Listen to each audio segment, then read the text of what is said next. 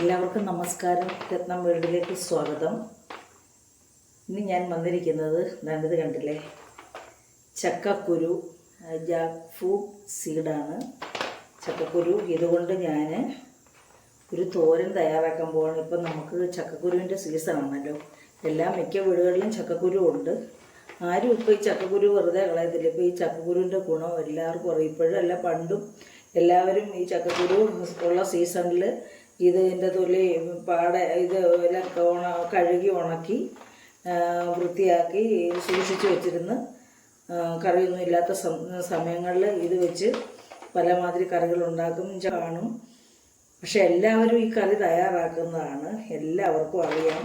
ഞാനപ്പം ഈ കറി വെക്കാൻ അറിയാൻ പാടില്ലാത്തവർക്കും പാചകം പഠിച്ചു വരുന്നവർക്കും വേണ്ടിയാണ് ഞാൻ ഇതൊന്ന് തയ്യാറാക്കി കാണിക്കുന്നത്. അപ്പം ഈ ചക്കക്കുരുവിന് വളരെയേറെ ഗുണങ്ങളും ഉള്ളതാണ്. നമ്മളിത് നിസ്സാരമായിട്ട് കളയരുത്. എല്ലാ സീഡിലുള്ള അതേ ഗുണങ്ങളെല്ലാം ഈ ചക്കക്കുരുവിലും അടങ്ങിയിട്ടുണ്ട്. വൈറ്റമിൻ എ, വൈറ്റമിൻ സി എല്ലാം ധാരാളമുണ്ട്. അയണിൻ്റെ, അതായത് രക്തക്കുറവുണ്ടെങ്കിൽ അതിന് സീഡാണിത്, അതായത് ഒരു കുരുവാണിത്, ചക്കക്കുരു. അപ്പം നമ്മുടെ എല്ലാവരും പറയും ഗ്യാസിൻ്റെ പ്രോബ്ലം, പക്ഷേ നമ്മുടെ കുടലിൻ്റെ ആരോഗ്യത്തിനും ഒക്കെ നല്ലതാണെന്നാണ് ഗവേഷണം പറയുന്നത്. അപ്പം ഞാനിത് തോരൻ കൂടുതൽ സംസാരിക്കുന്നില്ല. ഞാനിത് തോരൻ, എല്ലാവർക്കും അറിയാം എൻ്റെ ഗുണങ്ങൾ. അപ്പം ഞാൻ കൂടുതൽ സംസാരിച്ച് സമയം കളയുന്നില്ല. അപ്പോൾ ഇത് ഞാൻ തോരൻ വെക്കുന്നത് എങ്ങനെയാണെന്ന് കാണിച്ചു തരാം. അതിനായിട്ട് ഞാനിത് ഇത് പൊളിച്ച് ഇത് എടുക്കുന്നത് എങ്ങനെയാണെന്ന് എന്ന് പറയാം. നമ്മൾ സാധാരണ ഒരു സീഡിൻ്റെ, അതായത് നമ്മളതിൻ്റെ തൊലി കളയാറില്ല. അതുകൊണ്ട് ഇതിൻ്റെ തൊലി കളയരുതെന്നാണ്. അപ്പോൾ ഇതിൻ്റെ തൊലിയും കൂടെ വെച്ച് ഞാനിങ്ങനെ, പിന്നെ നമ്മുടെ വയസ്സായ അമ്മമാരൊക്കെ പറയുന്നത് പാട വെള്ളത്തിലിട്ട് ഇങ്ങനെ ഇത് കളഞ്ഞിട്ട് ഈ തൊലി കളഞ്ഞിട്ട്, ഇത് കരിന്തൊലി എന്ന് പറയും, ഇത് പാടത്തൊലി. ഇത് കളഞ്ഞിട്ട് നമ്മളിത് വെള്ളത്തിലിട്ടിട്ട് തൊലി ചിരണ്ടി എടുക്കണം എന്നൊക്കെ പണ്ടുള്ള അമ്മമാരൊക്കെ അങ്ങനെയാണ് ചെയ്യുന്നത്. ഇപ്പം പക്ഷേ ഇതിൻ്റെ തൊലി ആരും കളയത്തില്ല. തൊലിയും കൂടെ ചേർത്ത് നമ്മളിങ്ങനെ രണ്ടായിട്ട് കണ്ടിച്ചിട്ടാണ്ട് ഇതേ രീതിയിൽ ഇങ്ങനെ ചെറിയ ചെറിയ സ്ലൈസായിട്ട് നമ്മളങ്ങ് അരിയും. കൈമുറിയാതൊക്കെ ശ്രദ്ധിക്കണം. എന്നുണ്ട് ഇതേ രീതിയിൽ നമ്മൾ തോരൻ വെക്കാനാന്നേ ഇതേ രീതിയിൽ സ്ലൈസ് ചെയ്ത് നമ്മൾ അരിയണം. അതേപോലെ തന്നെ ഞാൻ ഒന്നുകൂടെ കാണിക്കുന്നുണ്ട്. ഇതേ രീതിയിലാണ്. എല്ലാവർക്കും അറിയാം, ഞാനിതൊന്നും കാണിച്ചാറുണ്ട. പിന്നെ അറിയാൻ വയ്യാത്ത പോലൊന്നും ആരും വിചാരിക്കണ്ട. അറിയാൻ പാടില്ലാത്തവർക്ക് വേണ്ടിയാണ് ഞാനിത് കാണിക്കുന്നത്. ഞാനിപ്പം ഈ വീഡിയോ ഒക്കെ ചെയ്യുന്നതെന്ന് പറഞ്ഞാൽ എല്ലാവർക്കും പെട്ടെന്ന് നമുക്ക് ലഭ്യമാകുന്ന വസ്തുക്കൾ ഉപയോഗിച്ച് പെട്ടെന്ന് എങ്ങനെ ഭക്ഷണം പാകം ചെയ്യാം, അല്ലെ കറി വെക്കാം എന്നതിനെക്കുറിച്ചുള്ള വീഡിയോസാണ് ഞാനിപ്പം കൂടുതലും ഞാൻ ചെയ്യുന്നത്. അപ്പം നമുക്ക് ഇതേ രീതിയിൽ ഇങ്ങനെ എല്ലാം റെഡിയാക്കി എടുത്തിട്ട് വരാം. അപ്പം നമ്മുടെ ചക്കക്കുരു എല്ലാം ഞാൻ ഇതുപോലെ ഇതിൻ്റെ പാടത്തൊലിയെല്ലാം മാറ്റി, ഇതിൻ്റെ കരിന്തൊലി എന്ന് പറയും ഈ തൊലിക്ക്. ഇതെല്ലാം ഇതിനകത്ത് ഇരിപ്പുണ്ട്. ഇത് വേണേൽ നമുക്ക് ചിരണ്ടി കളയാം. പാടാണ്, ചിരണ്ടാനും പാടാണ്. പിന്നെ ഇതേ രീതിയിൽ സ്ലൈസ് ചെയ്ത് ഞാൻ ഇതേ രീതിയിൽ അരിഞ്ഞ് കട്ട് ചെയ്ത് കൊണ്ടുവന്നിട്ടുണ്ട് കേട്ടോ, ഇതേ രീതിയിൽ.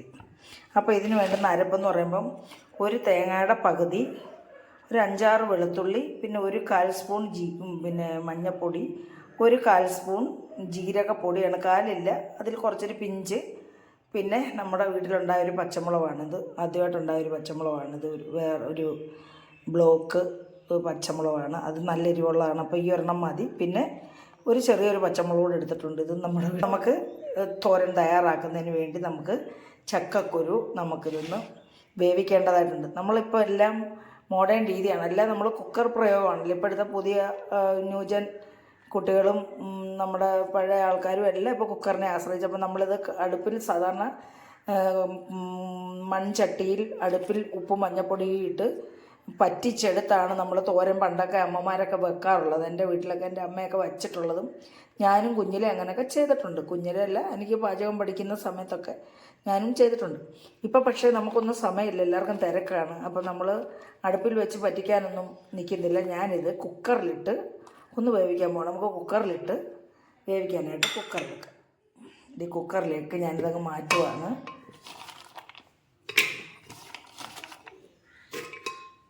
ഇതെല്ലാം ഞാൻ കുക്കറിലേക്ക് ആക്കിയിട്ടുണ്ട്. ഇതിലേക്ക് നമുക്കൊരു പിഞ്ച്, ഒരു 1/4 സ്പൂൺ മഞ്ഞൾപ്പൊടിയും കൂടെ ചേർത്ത് കൊടുക്കുക. മഞ്ഞൾപ്പൊടി കൂടുതലായാലൊന്നും കുഴപ്പമൊന്നുമില്ല. മഞ്ഞൾപ്പൊടി നമ്മുടെ ഭക്ഷണത്തിൽ ഉൾപ്പെടുത്തണം. ഇത് ആൻറ്റി ഓക്സിഡൻ്റ് ആണ്, ആൻറ്റി ഇൻഫ്ലമേറ്ററി ആണ്. നമുക്ക് രോഗപ്രതിരോധ ശേഷി കിട്ടുന്നതാണല്ലോ മഞ്ഞൾ. അതുപോലെ കീടങ്ങളൊക്കെ ഉണ്ടെങ്കിൽ അതിനുമൊക്കെ നല്ലതാണ് മഞ്ഞൾ. അപ്പം മഞ്ഞൾ എല്ലാത്തിലും നമ്മൾ കൂടുതൽ ഉപയോഗിച്ചാലൊന്നും കുഴപ്പമൊന്നുമില്ല. പിന്നെ അമിതമാവരുതെന്നേ ഉള്ളൂ. അപ്പോൾ നമ്മളിതിലേക്ക് കണ്ടേ 1/4 ടീസ്പൂൺ മഞ്ഞൾ ഉപ്പും കൂടെ ചേർക്കുകയാണ്.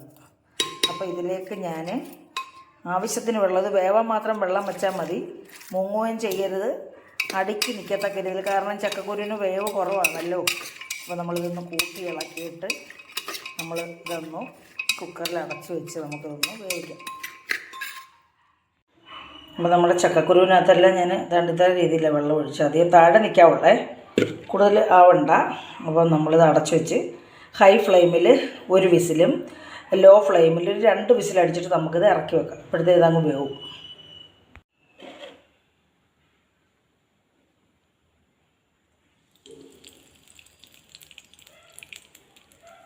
1 ടീസ്പൂൺ മതി.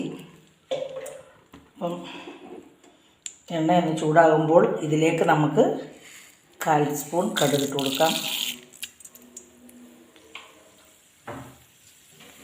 കടുകൊന്ന് പൊട്ടട്ടെ.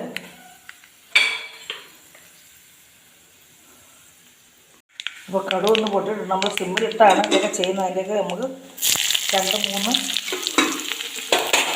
പിന്നെ അല്ലി ചെറിയ ഉള്ളി, ചുമന്നുള്ളി എടുത്തിട്ടുണ്ട്. അത് നമുക്കൊന്ന് മൂപ്പിക്കാം. നന്നായിട്ട് മൂക്കണം കേട്ടോ. കടുക് താളിക്കുവാണേ.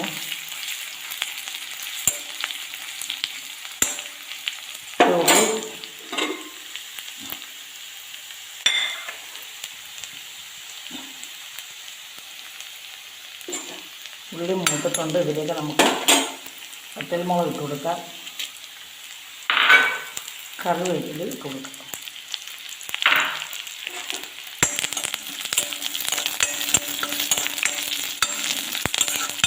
സിമ്പിളാണ്, പെട്ടെന്ന് തയ്യാറാക്കാൻ പറ്റുന്ന ഈസി തോരനാണ്. പിന്നെ അരിഞ്ഞെടുക്കാനൊരു പാടാണ്.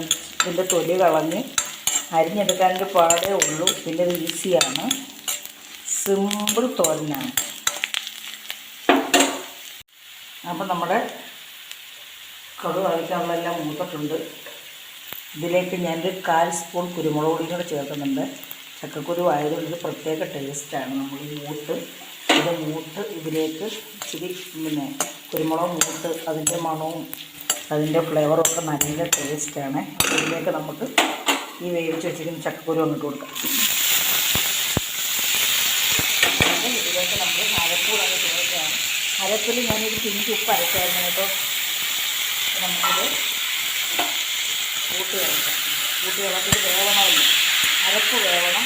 പിന്നെ ചക്കക്കുരുവിൻ്റെ കൂടെ ഒന്ന് പിടിക്കുമ്പോൾ നമ്മൾ അരപ്പ് താഴോട്ട് അടിക്കോട്ട് ഇട്ടിട്ട് ചക്കക്കുരുവിൻ്റെ പുറത്തിട്ട് നമ്മൾ ഒരു മിനിറ്റ് നമുക്കിതൊന്ന് അടച്ചു വെക്കാം. കാരണം ചക്കക്കുരു അരപ്പെല്ലാം ഒന്ന് കൂട്ടി വെക്കാൻ വേണ്ടിയാണ്. നമുക്കിത് തുറന്ന് നോക്കാം. നമ്മുടെ ആവിയൊക്കെ എല്ലായിടവും വന്നു ഇത് കുട്ടികളെ കൊടുക്കഴിഞ്ഞാൽ. ഇതിപ്പം ചക്കക്കുരുവിൻ്റെ കുറച്ച് വെള്ളം ഉണ്ടായിരുന്നു, അരപ്പിനകത്തും കുറച്ച് വെള്ളം ഉണ്ടായിരുന്നു. അപ്പോൾ തേങ്ങയുടെ വെള്ളം അരപ്പിൻ്റെ വെള്ളം എല്ലാം കൂടെ കൂട്ടിച്ചേർന്നതങ്ങ് കൂട്ടി യോജിച്ചോളും, ഇതങ്ങ് മിക്സ് ആയിക്കോളും. അപ്പം നമുക്കിതിനകത്ത് നമ്മൾ വെളുത്തുള്ളിയൊക്കെ അരച്ചിട്ടുണ്ടല്ലോ, വെളുത്തുള്ളി പച്ചമുളക് ഇതൊക്കെ ഒന്ന് വേവണം. അപ്പോൾ ഒന്നുകൂടെ നമുക്കൊന്ന് അടച്ച് വെച്ച് 1 മിനിറ്റ് സിമ്മിലല്ല ഇട്ടിരിക്കുന്നതെങ്കിൽ ഹൈ ഫ്ലെയിമിലും അല്ല, അതിൻ്റെ മീഡിയം പരുവത്തിലാണ് തീയിലിട്ടിരിക്കുന്നത്. ഹൈ ഫ്ലെയിമിലിട്ടാൽ ഇത് കരിഞ്ഞും പോവും, ലോ ഫ്ലെയിമിലിട്ടാൽ പിന്നെ ആവി കയറത്തുമില്ല. പിന്നെ അതിൻ്റെ ഇടയിലുള്ള ഒരു മീഡിയം തീയിലാണ് ഞാൻ ഇട്ടിരിക്കുന്നത്. അപ്പോൾ ഒന്നുകൂടെ നമുക്ക് അടച്ചു വെക്കാം. അപ്പം നമുക്ക് തോരൻ നമ്മൾ തിരിച്ചും ഇട്ട് ഇളക്കി കൊടുത്ത് അരപ്പും ചക്കക്കുരു എല്ലാം കൂടെ പിന്നെ കൂട്ടിച്ചേരാൻ വേണ്ടി ചെയ്തു. അതുപോലെ തന്നെ വെളുത്തുള്ളി പച്ചമുളകും എല്ലാം വെന്തിട്ടുകൊണ്ട് തോരൻ ഇവിടെ റെഡി ആയിട്ടുണ്ടാകുന്ന വെള്ളമായി ഒന്നുമില്ല, നല്ല തോരനാണ്, നല്ല ടേസ്റ്റുണ്ട്. 2-3 സൈഡിൽ 2 പിന്നെ ചക്കക്കുരു ഉണ്ട്. ചിലത് ഈ വെള്ളം പിശുവിശാന്നിരിക്കും, അത് നല്ല കട്ടിയുള്ളതാണ്. നല്ല കട്ടിയുള്ളത് നോക്കിയാണ് ഞാൻ എടുത്തത്. അപ്പോൾ നമ്മുടെ ടേസ്റ്റി ആയിട്ടുള്ള ചക്കക്കുരു തോരൻ ഇവിടെ റെഡിയായി.